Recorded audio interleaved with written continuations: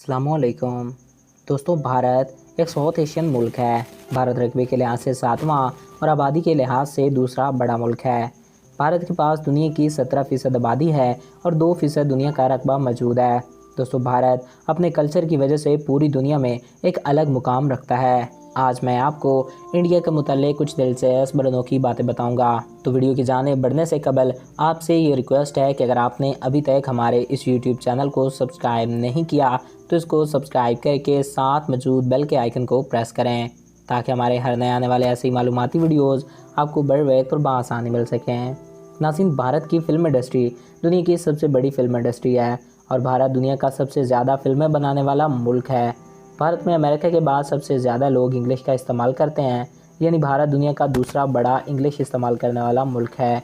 इसके अलावा सबसे ज़्यादा वेजिटेरियन यानी कि सब्ज़ी खोर लोग भी भारत में पाए जाते हैं। दोस्तों, भारत की 40% से ज़्यादा आबादी टॉयलेट्स का इस्तेमाल ही नहीं करती।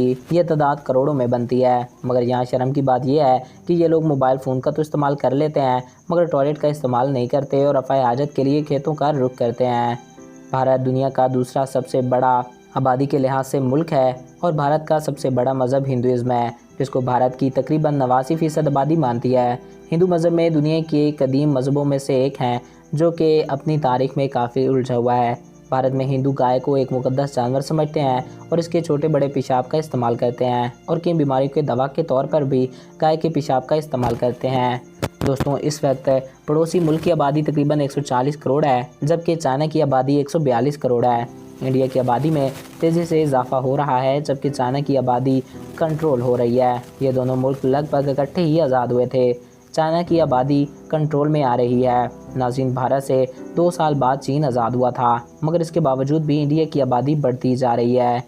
भारत में कई मज़हब हैं और कई मुल्की त्यौहार भी मनाए जाते हैं और कई मजहबी भी, जिनमें दिवाली, होली, मकर संक्रांति, ईद, बकरा ईद और दीगर कई त्यौहार शामिल हैं। भारत में कुंभ का मेला भी लगाया जाता है।